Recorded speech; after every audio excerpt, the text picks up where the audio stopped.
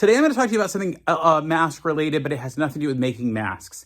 You see, when we first started the Lake County Mask Creators Group earlier this year, when the pandemic first hit, we knew that it was something that was going to take a lot of our times as the 150 plus creators as part of the group. We wanted something to commemorate what we did and tell the future generations our efforts. But it's something we're all doing at home, privately, quietly. And so what I decided was to challenge the group to create quilt squares. You can see them over our shoulders so far, some piles, ones we have already. And I asked them to use their scraps and create squares. Now, some of our mask creators immediately got to work, and you can tell that they're quilters who really love what they do. The difference is, though, that it turns out that some of them are really, really good quilters, and then others just maybe have never had that experience before. So we found out that some of them said to us, hey, can you teach us how to make a quilt? And I thought, well, okay, I'm gonna have to teach that to people who maybe aren't natural quilters. I didn't really have a lot of time, so I came up with an idea of doing a very simple quilt square, one of my favorite types, and that's sort of emulating a crazy quilt, getting a really simple idea. So if you can sew a straight line, you can make one of these. We're gonna go over to the sewing machine and I'm gonna show you how to do it. Ooh, let me get around there with you. Ooh.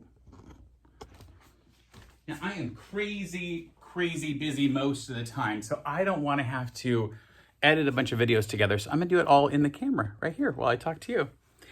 So here's another example of one of those designs, the style. You see how it sort of pinwheels and does some crazy stuff. And the good part is this can go completely off your stash. So I have a huge stash of fabrics here, stuff I've just pulled out from our mask leftovers, things from masks, and I'm gonna use this pile to create something very similar to one of these.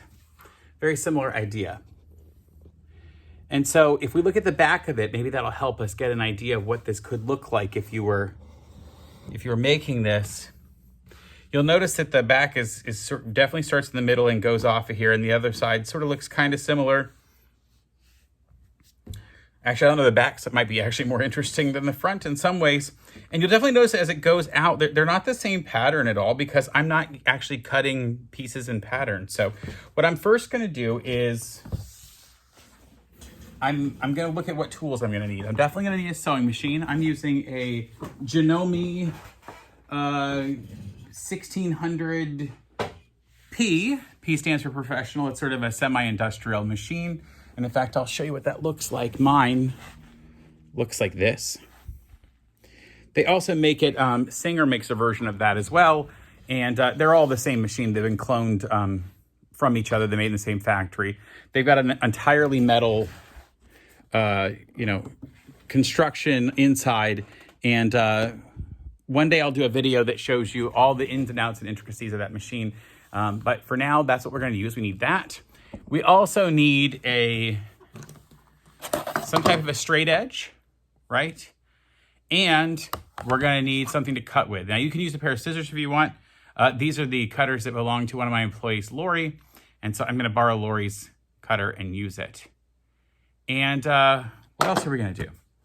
That's it. Now you could use a Sharpie and a pair of scissors if you needed to.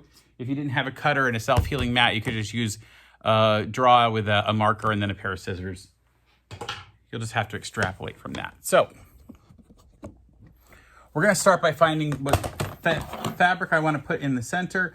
You may have noticed from the second one of these that we used a Florida Gator symbol. So if you have something that's got an interesting image, you might wanna put that in the center. So I'm gonna use these owls. I've got some cute owls here. And I will just use my cutter and get a little strip, maybe cut it at a funky angle. I don't really care what angle that goes from. And I'll find another fabric that I want to go next to it, maybe one of these blue pieces here. It's a lot of fabric actually here. So maybe I will cut this. I'm just even gonna freehand that. I won't even need to use an edge. And I'll line it up and I'm just gonna sew these two together. So we go to the machine, which I will turn on, and then I'll probably sew with the smaller one on top, the smaller piece of fabric, and put that out. I'm just using a 1/4 inch seam allowance here along the edge, and then that'll open up. Now I'm just gonna finger press it, but you could bring out your iron. And in fact, I am gonna go grab my iron because I love iron. I love to use an iron as much as possible. Let me get you with me. Let's go over to where the iron is. Here's the iron in our workshop, ready to go. So let me grab that and bring it over. The reason I really want to use an iron for this is because I really want it nice and flat. I want this to be as crisp as possible. And to me, that's a very valuable part of sewing, is that you get some precision. So I'm gonna set that up and get it started. Now, if you're part of a mask creator group that you've been helping out in your community, this is a nice thing to challenge them to do, because it'll keep some cohesiveness. So many of us have been making these masks privately at home, you know, distancing from each other, staying at home. And unfortunately, that means that we don't all spend time together doing it. And even though sewing can be a very communal thing, think of the old quilting bees, reality is we're all sitting quietly at home. The plug is underneath the machine. So I'm gonna disappear for a minute.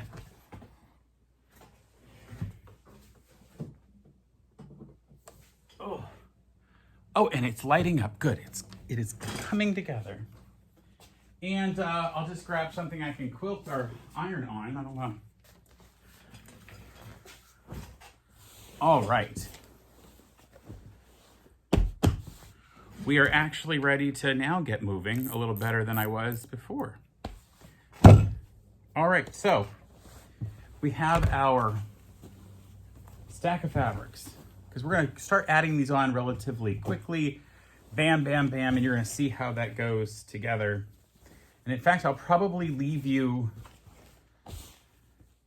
staring down, because it's at the machine, not the machine, at the pieces coming together, because that's gonna happen a little more quickly than we're going to, that takes longer time than it takes to sew. So I've sewn those pieces together. Remember those first ones. So let's bring you down over where we're at the iron, and I will iron that. So now what I want to do is add another piece, probably along this edge. So I'll find a different fabric. Maybe this red one works really well, and we'll bring this down on the bottom edge. So I'll cut a little bit of it off, just so I don't have too much. I'll go here and stitch that on, and then come back to you.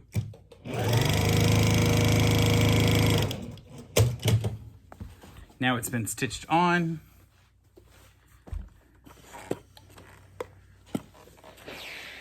Turn it up high enough that I can use some steam. So I've sort of pressed that seam flat, and then I'm gonna open it up. So I've pressed it while it's still folded, and then I'm gonna open it up and press it open. And what that does is that gives us a nice flat seam. Now I could trim all this too, so I don't have all this extra material, get nice flat pieces. So I'll come in here and just, by hand, scissors would be great. You could trim that with a pair of scissors. So when that opens up, now we've got a nice flat piece. And now I have to decide, what shape do I want this to be? Ooh, spinning you around. So what shape do I want this to be? I have my cutter. I like straight lines. You'll notice from our originals, right, that it's sort of, it goes, we added a piece, we added another one, and we get kind of pointy pieces here. So I don't really want all of this red on here. So I'm gonna come back in here and cut it off at an angle. I might get a smaller cutter. I mean, a smaller board here, so I don't have quite so much. And maybe I want this to also come off, the blue piece to come off at an angle. So I can cut all that off. Now I've got very little left there. And maybe the red, I don't want quite so much of the red either. So I can save all those scraps though, because I might be able to sew them back on. So then you have a decision to make. Where are you gonna add the next piece? Now I like to add when it goes over 2 pieces of fabric. You'll notice here that I have 2 together, and then I added another one across 2, and then this added across 2. Then we put a little tail, but then we added this across 2 and this one across. So you can keep going that way as you spin around. And you'll notice that they kind of pinwheel out bigger and bigger as it goes. That's sort of a way this is gonna happen to get us to what these are 10.5-inch squares. So I'm gonna add another piece onto here, and I'll just find something that I like that I haven't used already. Maybe this green, this piece of green. And I'm gonna add it along this edge, so maybe, will that be wide enough to add? Oh, it'll just be wide enough. So I'll cut a piece of that, and I can sew that on the edge here. And in fact, this one probably needs to be ironed flat before I start. You know, I was wearing a Frank Lloyd Wright mask because he happens to be my favorite architect. And in fact, I am a storyteller specializing in Frank Lloyd Wright's life and work. Before COVID-19, I used to spend a lot of time traveling around the country talking to museums and art groups and women's clubs and other big groups about Frank Lloyd Wright's life and work. So here's the interesting part. Now I have to decide, do I want to straighten this edge up right along here? Do I want to give it a funky angle? And in fact, I really like the idea of giving it a little bit of a funky angle. I'm going to get a smaller square.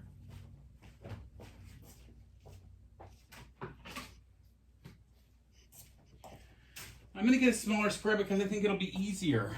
So I have this one, this long cutting edge that I can use, or I have this 6-inch square. So it's small enough now that I can use the 6-inch square, and maybe I don't really think I want a right angle here. So I'm gonna go off at a bit of a funkier angle, but I still like the idea of not cutting it right to this point, sort of giving this a little bit of space. So I'm gonna come off here. Now this one won't last as long. I can't use this for that long because pretty soon it's gonna get bigger than that whole space. So I'm gonna need to go to the longer piece. So now I have that, and I want to get a different color coming off of it. I have a lot of blues in here for some reason, but this is a nice, funky, strange sort of look, and I think that will fit on. Now, do I want to go to these two or to this two? And again, this just gives you a lot of option to decide how you want to keep building your space around. And in fact, I might want to go on this end and then create 3 that I would go to, but I think I'll continue the 2-piece and sort of come on this side. I'm going to lay this part down flat and then put this on top of it, sew it, and then open it back up, and then I'll trim and keep the rest of the material.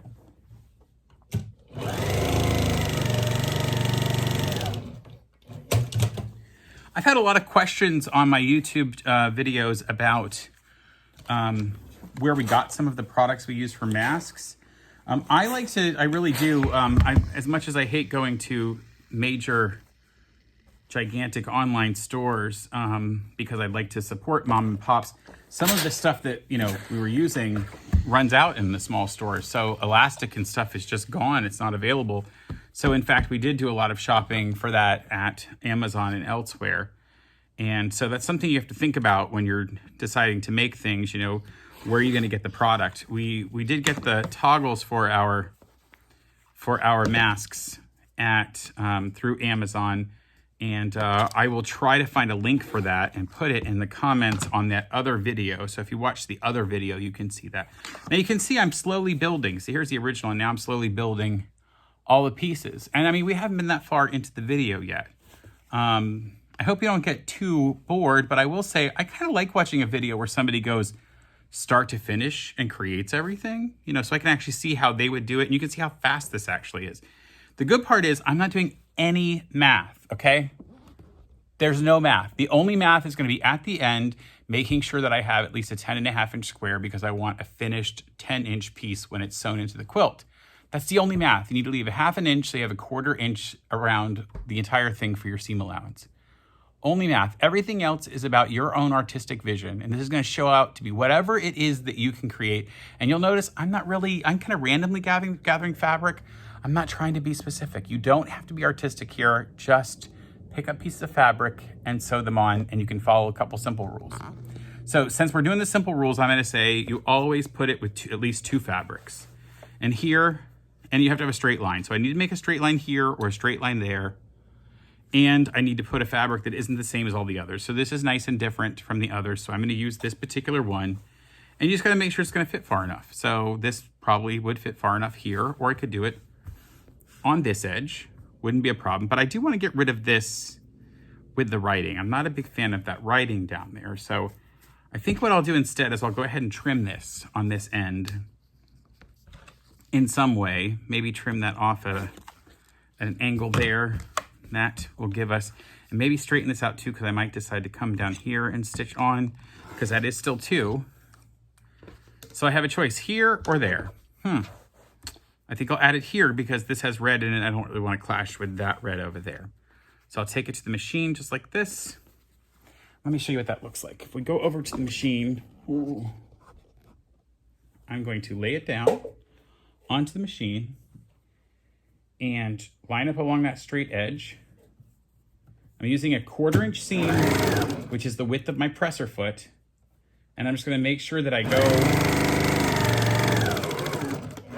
where I backstitch the top and bottom so that when we open this up, we're gonna have some a nice flat seam there, straight edge seam, really easy to do. Let's get you back over here. I gotta tell you, I don't like being anywhere where there's people with selfie sticks, but I like using one to make these videos. This is one of those selfie sticks that's got like a tripod and you can control it with a button and it's really good. All right. If you watched my other video, you know that I really love steam. I use steam constantly. I'm a huge fan. Now I have this line that already started, so I need to continue that. So I know that this will cut out. And now I have to decide, do I want this to go all the way to the edge and come down as sort of like a triangle? So do I want it to look sort of like this? And I might like that because remember, we're getting progressively bigger in those pieces as we go out. Do I want it to be that big already? It sort of depends on how much time do I want to spend making this thing. So it's going to seem like I sewed a huge piece on there just to cut it off, and I kind of did, but that's okay. Then I'm going to come here and I'm going to straighten this edge up because I want to make sure that I can have two colors together and sew onto that later. So now I'm sort of at the point. Now I either have to pick these two colors, or these two over here. So I think I'll add on to this edge next, kind of get it a little bit bigger. It's only gonna be a triangle about like this. And so the good part is I could repeat a fabric if I wanted. I could use this green fabric, could repeat, or I could pick something completely different. And so I'm just gonna keep looking through my stash and pick something a little bit different. I have this blue here that would be fine, and that would be big enough to fit on there. A lot of people asked on our other mask video about different sizing. And I have to tell you, the easiest thing to do is really to just, adjust the sizing. If you want, we'll try to add some to that. But really here, you don't have to be, especially with these, unlike the mask, you don't have to be exact with this. Like, it doesn't really matter how big you make it. So I'm gonna take this over to the machine and sew it on.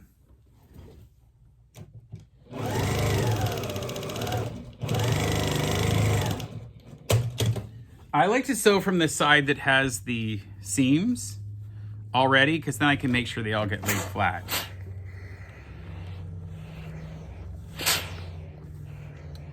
Especially in quilting, adding an iron to your process is vitally important, extremely important. You have to do that. You cannot go without it. I will not chat with you if you do not use an iron. So again, this will give us two if I use this line and just continue it out. That'll give us the two colors that I can add on to. So I think I'll add probably onto this one next and get a little bit bigger piece as we continue around. I have some really funky colors here soon. Ooh, I think I like this sort of great beige sort of color is kind of good. So I know I need at least some room of that. So I'll kind of cut that out of the way. And I can sew that on. And I'll sew on this side so that I can make sure those seams get caught.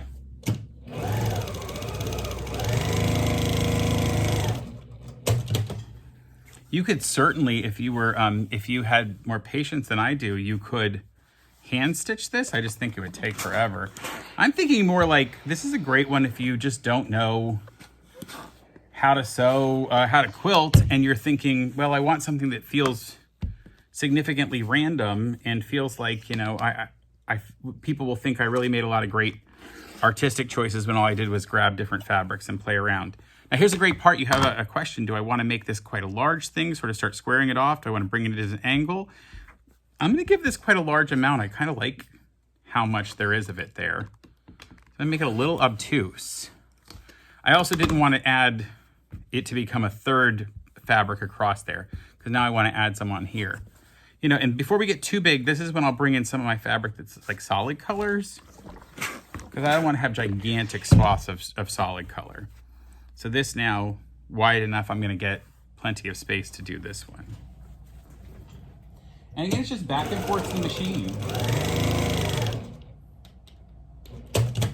Kind of went off on the seam there.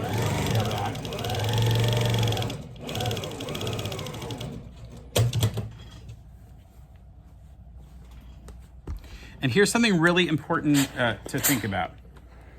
Because this is just fun and a fun exercise, you do not have to worry if it doesn't turn out exactly as you had hoped.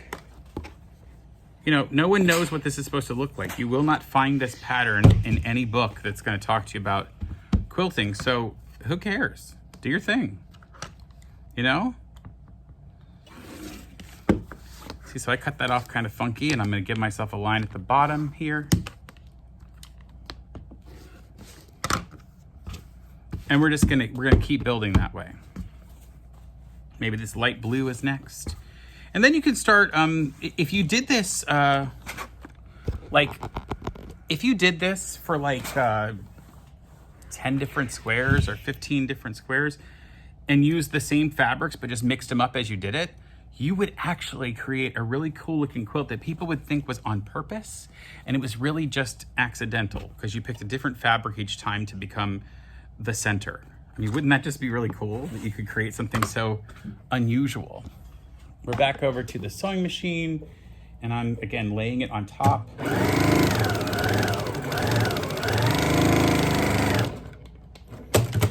And then we're going to open that up.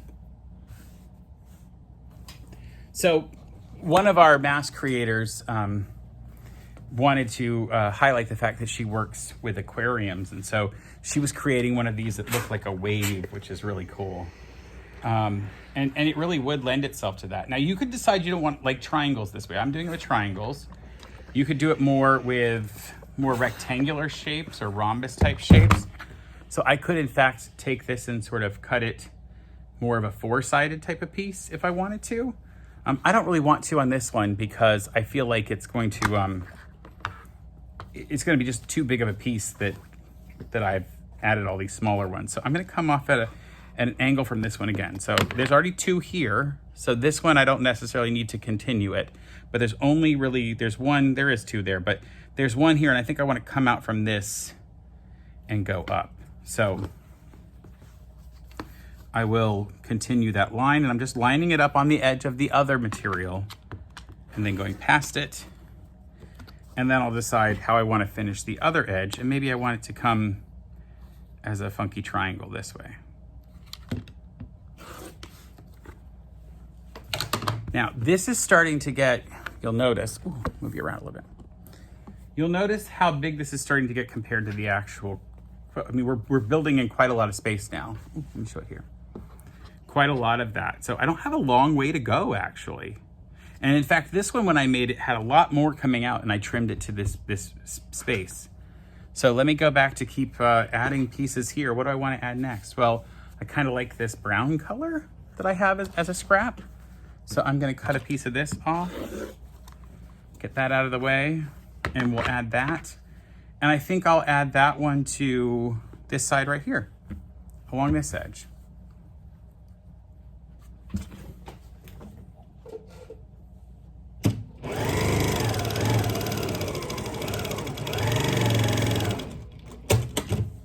You'll see that the actual sewing takes very little time, surprisingly little time. You would think it would sort of take more. I still haven't found the right location for you on this board. I'm gonna keep playing with it till I find the right place for you. You know, I'm giving you some variation. You can kind of see all sorts of areas of my work surface. You might be interested in knowing where we are. I own a company called Final Embrace, and we make blankets and quilts and things that funeral homes use when they pick up people who've passed away, which some of my friends think sounds quite morbid. I will tell you the things that we make are very beautiful and in fact provide a lot of comfort to people at a very difficult time of their life. And it's designed so that when a funeral home comes to pick up somebody who's passed away, they have something beautiful to carry that person out of the place of death. And to me, that's a really valuable thing that we can provide to people, a valuable service that we provide, that funeral homes are able to give people some love, kindness, some peace of mind at a very difficult time in their lives. I started that company about 20 years ago, and it is it's something I'm extremely proud of. We make some really beautiful products. You will see them on our channel. Some of our older videos are the products that we made for funeral homes, and again, I'm really proud of that thing. It's funny. I was sounds weird to say it's funny, but it's because it's about funeral service. But it's funny because I was on an airplane once, and this lady came, sat down next to me, and she had been sort of just busy getting herself set up in her seat. And when she finally sat down and the plane took off, she asked me the typical, what do you do for a living? And, I'm a little worried about springing what I do for a living on people. So I sort of asked her if she was okay. I told her, well, it's about funerals. That might be a little difficult. And she said, oh no, I've dealt with death. I can handle it. So I said, well, we make blankets and quilts that people use funeral homes use when they pick up people who've passed away. And she stared into my face and said, oh, you're those people.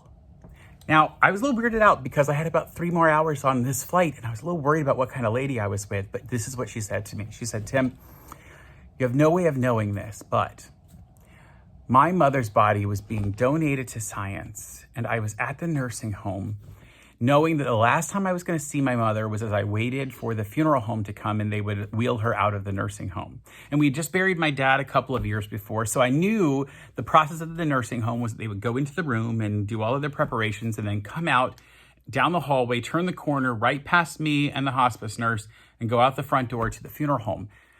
Now, we got to see Dad in a casket ready to be buried, and that was comfortable for me, but I knew that Mom's body was going to be donated to science, and we weren't going to see her again. I was not going to be able to see my mother again after she left the nursing home.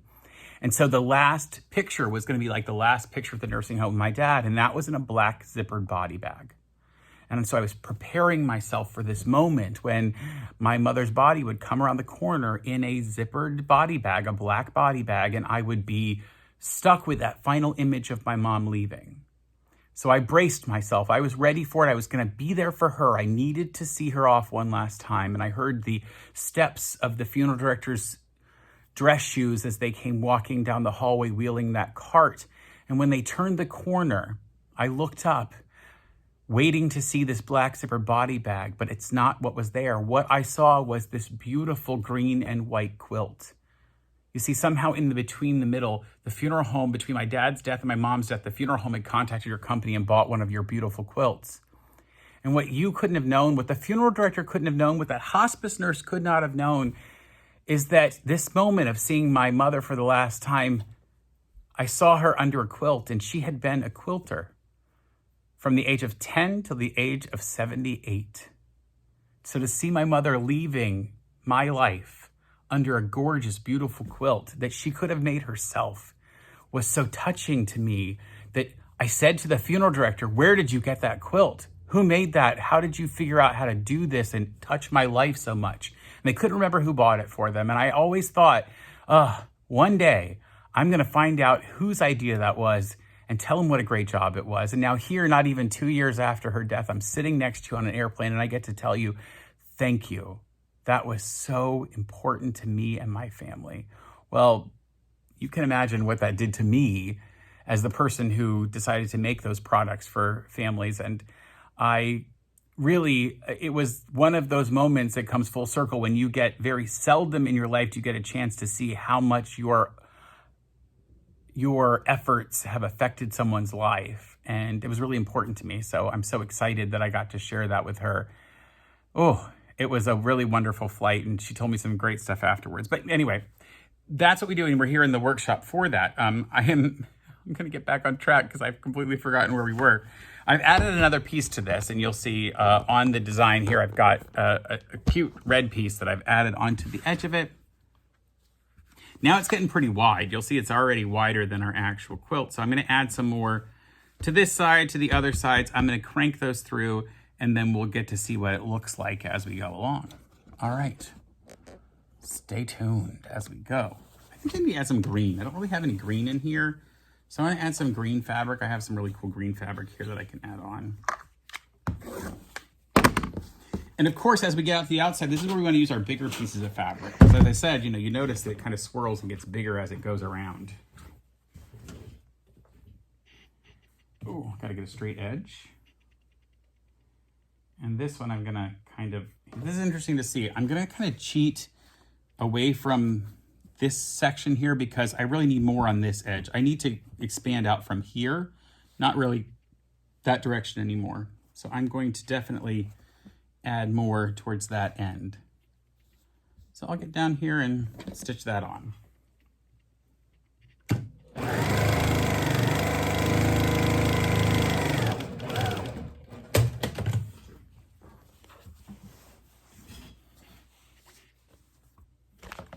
I think I'll have enough fabrics that I don't have to duplicate them, but if I did, it wouldn't be a problem.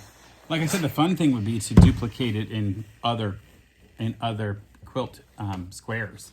That would be a lot of fun. And I think down here I can get rid of some of this on the edge down here. So I will kind of trim this one a bit like this. So that's added some more down here at the end. I'm going to add on to the long side here. Now I'm breaking my rule of only having 2 fabrics. I've got now 3, but that's okay because we're nearing the end and this is probably going to happen a few times as we do that. Got a lot of blues. I don't really want more blue. Oh, look at here. Some funky strong colors. Maybe I'll use this sort of fun bright red. I like this one. Got a nice geometric pattern.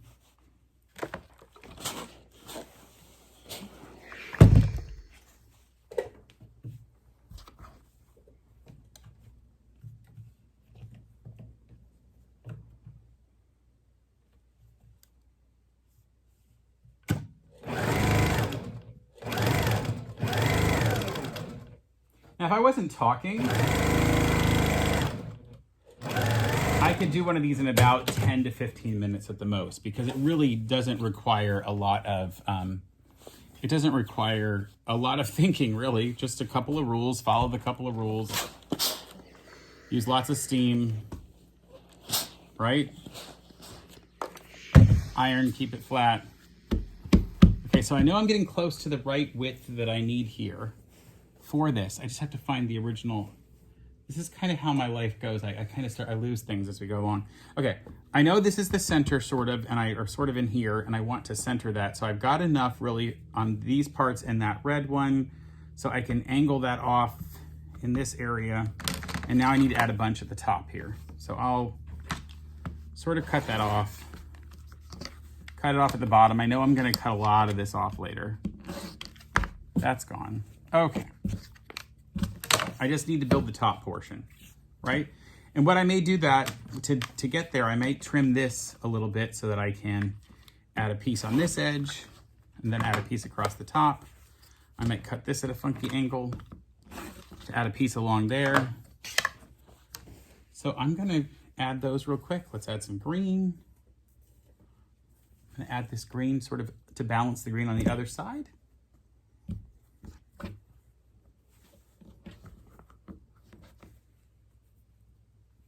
You know, you could do this with just one particular color and just pick like 12 or 15 different shades of it, different fabrics of that. That'd be kind of fun if you did a bunch of swirls like this, things like this, with multiple, like one's all your yellow scraps and one's all your blue scraps and one's all your purple, you know, pieces and scraps. That'd be a lot of fun. I like the fact that it uses up all the little pieces you have left over from making masks. To me, that's a lot of fun too, because it really shows off all the different fabrics that you used. And in fact, one of the fun things to do on these is to make a kid's quilt where you use a bunch of kid fabrics and then, or the fabrics that have a lot of designs in them, like actual items, things, you know, like dogs and cats and chickens and other animals. And then you do what's called like an I Spy quilt. So the kids can look at the quilt and try to find different things they see in it. That's a lot of fun, actually. I really like that idea. Because then it's something fun for kids to play with. I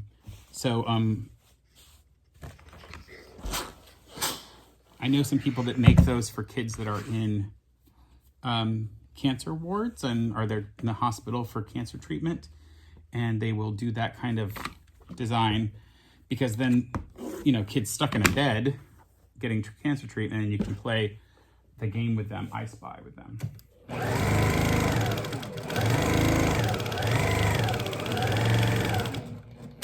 Okay, we're nearing the end of this. You will notice, ooh,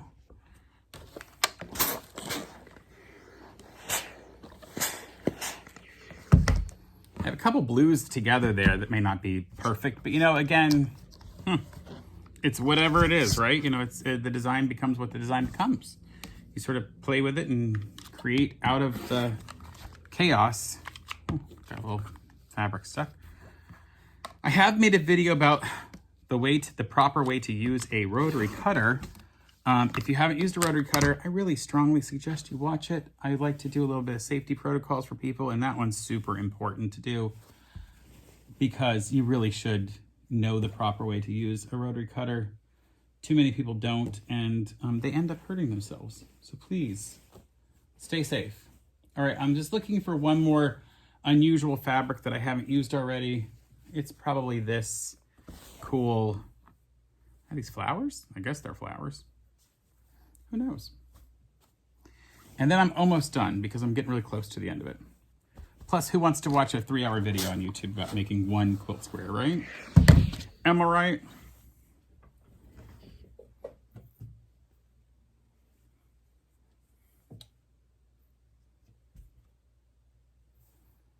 All right, I almost feel like I should add into the silences so it's not so quiet, but you know? All right, I think we're just about done. I want to see this last one go together. I use a gigantic piece of fabric, but again, I'm just gonna trim it.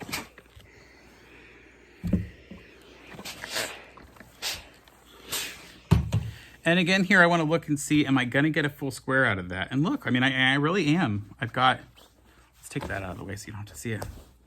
I've got this piece here, right? And now I've got to figure out, can I get a full square out of it? And I will be able to get my square. You know, I might add one extra piece of fabric to it just to get on that edge at the top. So let me do that real quick. I'll trim that off. Let me just cut this out of the way. Cut along the blue up there, and I'll add one more piece. Okay, we're not going to use all of this over here, but I do want to add a little strip at this top end. I got to find the right piece. Got to find the perfect one. Okay, I'm going to do some of this green right here. I know I've already used that solid green. No, I don't want burgundy either. Don't want the same thing. I don't want the same thing I've already used. Oh, I used some of that already. I've got to find the right piece. Does this ever happen to you? Oh, you know what? This green will work. It's kind of a weird green. Does this ever happen to you where you're like, ugh? This is what happens when I tell you to make a design that's like got 18 pieces of fabric in it. All right, I'll add that last piece, and then I'm going to show you how to cut this into a proper square.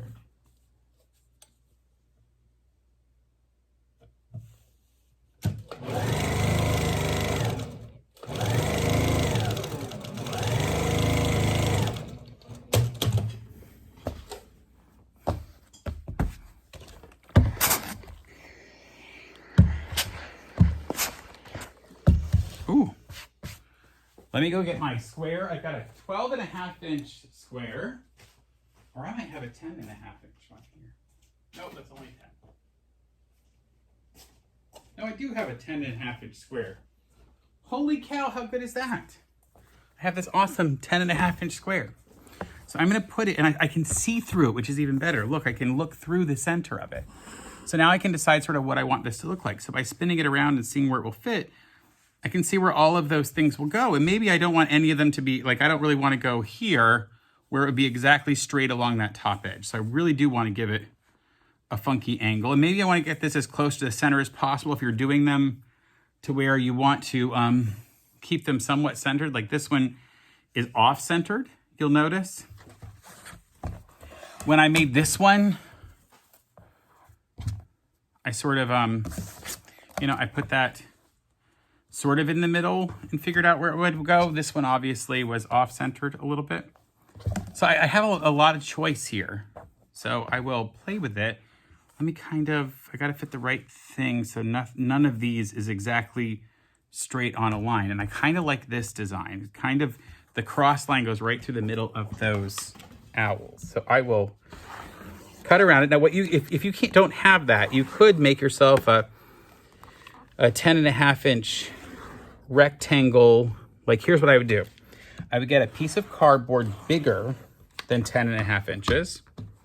By the way, there's the finished look. I would get a piece of cardboard bigger than 10.5 inches. And I would cut like maybe a 12 by 12 or 15 by 15 or some bigger piece, right? Then I would cut a 10.5 inch square out of the middle. And then you can lay that frame onto, without the one in the middle, obviously take that one out. Lay your frame onto your fabric and see what it looks like until you like where it is. And then you can draw in the inside of that and cut it. Or you could then put your cardboard piece back in, take the other out, and then draw around it, whatever you want to do. So there you go. There you have it. I have created a quilt block without any real measurements. And I'm going to add this to the list over here of the different quilt blocks that we are making for our Mask Creators quilt. So let's see how good that was going to look. So anyway, again, I'm Tim Totten. Thanks for joining us here on the channel. We'll see you for our next video. Bye.